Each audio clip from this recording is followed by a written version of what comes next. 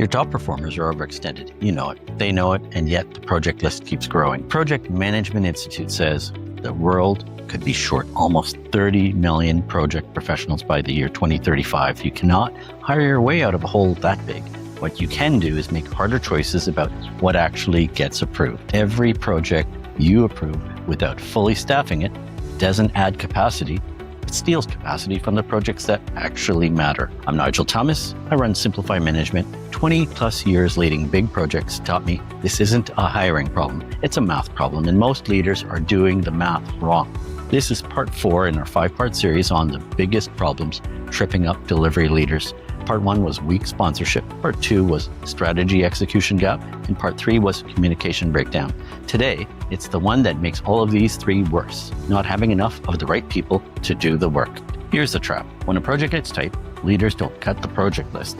They just hand more work to whoever is already getting things done. Picture a restaurant with one amazing chef and nobody else in the kitchen. Every table's order gets handed to that one chef. Table 1, table 2, table 10, all going to the same person. And for a while, the food still comes out good because that chef is really good. But eventually, every ticket is late, every dish is a little worse, and the chef quits. Nobody fixed the kitchen. They just kept adding tables. That's most delivery organizations right now. And here's the part that makes it worse. This problem doesn't sit quietly on its own. It makes every other problem in this series worse too. An engaged sponsor from Article 1 can't show up to working sessions if they're stretched across 8 initiatives. A well-translated strategy from Article 2 can't get re-anchored every quarter if nobody has time to do it. A solid communication plan from Article 3 can't be maintained if the delivery team is sprinting from fire to fire. Fix the first 3 problems on paper, and an overloaded team will still sink the project if you don't fix this one too. Here's the part leaders miss most often. Overload doesn't show up as a clean red flag on a status report. It shows up as small, quiet things first. A meeting gets moved, a document review takes an extra week, a decision that used to take a day now takes 3. None of those things look like a crisis on their own. Stacked together across 10 projects, they are the crisis just wearing a disguise. Here's the data made simple. Let's look at the scale of this because it is bigger than we're a little busy right now. The Project Management Institute counted about 39.6 million project professionals that were working in the world today.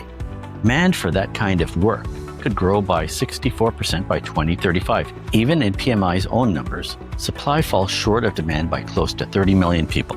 And on top of that, PMI expects about 4.4 million of today's project professionals to leave the workforce through retirement and in that same window. Think of it like a bathtub. The drain, the people leaving the field, is open wider than the faucet, which is the new people coming in. The water level only goes in one direction from here unless something changes. Here's what that looks like inside a typical company. Research on project management offices found that 61 out of 100 say figuring out what to prioritize is a major challenge, and it's up sharply from 47% a few years ago. The exact same 61 out of 100 say they simply don't have enough staff. For mid-sized companies specifically, the single biggest problem isn't a budget or planning, it's just not having enough people to cover the work on the books. And that's cited by 71 out of 100. And the people carrying this load are telling us directly how it feels. A survey of 1,000 project professionals found that 76% of them think that their main project was actively causing them stress, up from 62% just a year ago. Now, here's why this hits your best people the hardest. And it's not what most leaders assume. Research on major company transformations found that roughly 90 out of every $100 of value created comes from less than 5 out of 100 roles in the whole organization. Your top 5% aren't just doing a bit more than everyone else. They're carrying almost the entire outcome. So what do most companies do with that?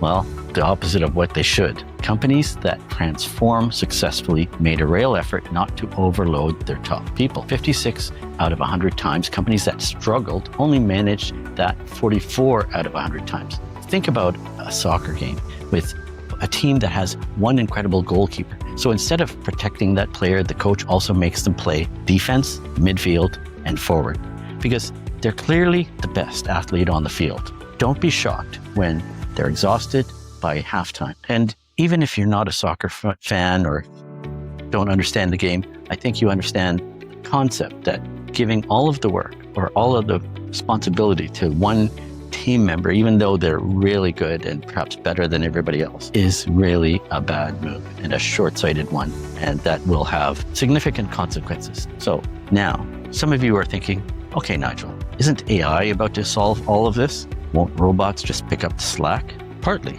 and only if you're smart about where you point it. Gartner predicts that AI agents built for specific tasks will jump to 40% up in all apps by the end of this year. And that's a huge jump in 1 year. A lot of that lands directly on project work, status updates, meeting notes, scheduling, and risk flagging, the paperwork that eats a project manager's whole week. PMI found that professionals who dive into these AI tools the fastest, they call them trailblazers, are 16 times more likely to report a big jump in productivity. 48% versus just 3% for the cautious adopters. That's real, but here's the catch. Think of AI like getting a brand new dishwasher for that overloaded restaurant kitchen. Dishes get cleaned faster, great. But if you still only have one chef and 40 tables, the dishwasher doesn't cook the food for you. AI clears the paperwork off your best people's plates. It does not create more of them, and it does not fix bad decisions about how many projects you approved in the first place. This also settles a question I get asked regularly: is Agile dying because of AI? Research on enterprise agility found that 69% of professionals at highly agile companies already blend Agile's flexibility with waterfall structure into one hybrid approach, and that the overall pace of business change has jumped 183% since 2019, largely pushed by AI. A separate well-known study of Agile adoption found the same kind of thing, that 74% of organizations now run some kind of hybrid or homegrown model, while AI use inside Agile teams jumped from 68 to 84 out of 100 in a single year. Nobody's abandoning Agile for AI, and nobody's going back to pure waterfall either. Companies are mixing both and using AI to manage the seams between them. What's actually shrinking is loyalty to one textbook method, not Agile itself. That has a direct effect if you're a Scrum Master, an Agile coach, or a product owner. Roles that help teams run these flexible sprint-based projects. The part of your job that AI eats first is the ceremony work, that is running the daily stand-up, updating the board, formatting the backlog. That doesn't mean your role disappears. It means the bar moves up toward the judgment work that AI cannot do, like resolving a fight between two stakeholders or deciding which feature actually matters, especially, to this latest sprint. None of this closes PMI's 30 million person gap. It changes what the people who remain need to be good at. And it raises a bigger question most companies haven't yet honestly answered. Are you actually ready to run AI-assisted delivery well? Or are you just running it fast? That readiness question is exactly what I'm covering in Article 5, the last one in this series. The 4 fixes made simple. All right, enough bad news. Here are 4 fixes, and not one of them requires you to hire faster than the market will let you. Fix number 1, cut your project list before you burn out your team. If 61% of PMOs say prioritization is a top problem, that's not bad luck. That's a warning. Rank every active project by real strategic value and kill or pause the bottom quarter. This feels uncomfortable in the meeting. It's the fastest fix on this list. Fix number 2, name your critical 5%. The people driving 90% of your value, and put a hard cap in writing on how many priorities they can actually carry at once. This can't be a vague promise to watch out for. It has to be an actual policy, or it quietly disappears the first time a deadline gets tight and then burnout creeps in. Fix number 3, stop confusing being assigned to a project with actually having time for it. Being named on a list and having open hours in your week are 2 completely different things. Require a documented, protected percentage of the week for anyone that's on a critical initiative, and check on it regularly, the same way you'd check a budget number. Fix number 4, start building your bench now, not after someone quits or burns out. With a shortage heading toward 30 million people by 2035, Waiting to train and cross-train your team is a bet you will lose. Build a real succession plan and skill plan for your critical roles today, while you still have time to do it. None of these 4 fixes require a bigger headcount or budget or a hiring miracle.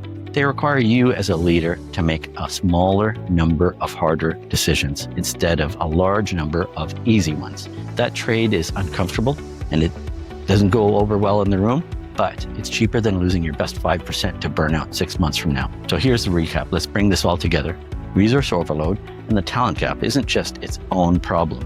It's the multiplier sitting underneath the first 3 problems in this series. A great sponsor, a translated strategy, and a solid communication plan, they'll all still fail if the people doing the work have no real capacity left. And the fix is 4 decisions, not 4 new tools. 1, cut the portfolio before you cut the people. 2, protect your critical 5% in writing. 3, require real protected time, not just a name on a list. 4, invest in your pipeline before the crisis forces you to. Everything I just walked you through, the PMI numbers, the PMO research, the Bain data on your critical 5%, plus a lot more, is written out in full in my LinkedIn article. It's called Resource Overload and the Talent Gap, and it's article number 4 in my 5-part series. And so these are the biggest 5 delivery challenges facing leaders today. And if you want the exact sources and the full breakdown you can bring to your leadership team, click the link below and go straight to the article. If any of this hits close to home, here's what I actually do. I'm Nigel Thomas, and I run Simplify Management. I spent over 20 years leading big, complicated projects inside big companies. So I've personally lived through the overloaded chef, the exhausted goalkeeper, all of it. And now I coach and delivery leaders and project sponsors and project managers on fixing exactly this. Working with me looks like this. We look at your actual project list, not the version that looks good in a slide deck. And we find where the overload really lives. Is it too many approved projects? Is it a critical few people carrying everyone else? Is it a pipeline you never built? Then we fix it together. Come up with a plan your team can actually run, not a thick binder that sits in a drawer somewhere. If that sounds like something your team needs, there's a link in the description. Let's talk. So back to that one chef with 40 tables. Somewhere in your organization right now, your best 5% are quietly absorbing everyone else's overload. And nobody's put a number on how much longer that can last. You can't hire your way out of a 30 million person gap. But you can decide today to stop adding tables to a kitchen that's already on fire. I'm Nigel Thomas. Thanks for watching. Article 5, the last one in this series, is coming soon, and it's about whether your organization is actually ready for AI, not just using it. See you in the next video.